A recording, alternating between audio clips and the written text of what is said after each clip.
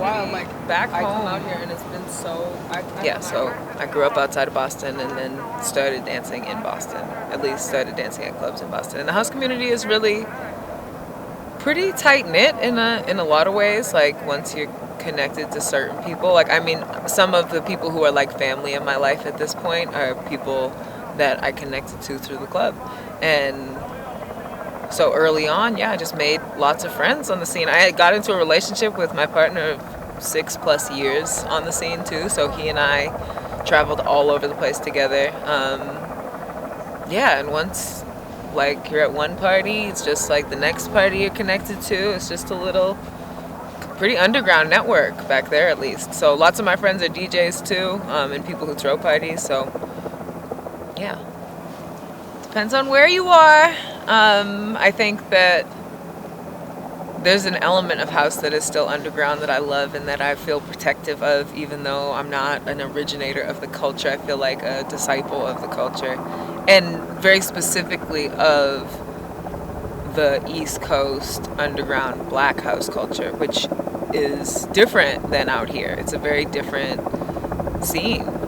So I get like a little sad by like the big kind of like dominance of more commercial house culture, like studio and battle culture.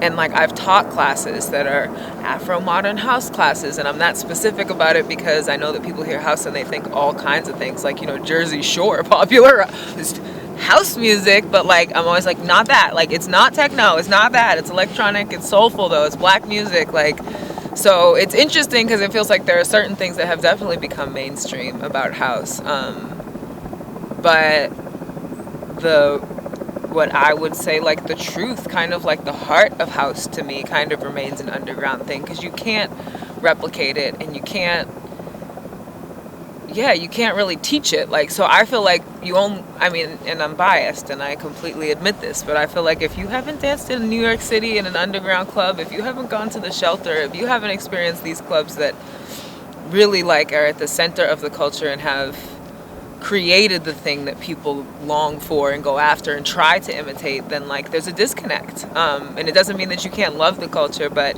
I think that you don't get the heart of it until you have that experience. I mean, it turned my life out. Like I feel like it's the place where I accessed my truth. It's the place where I've accessed like beautiful relationships with people.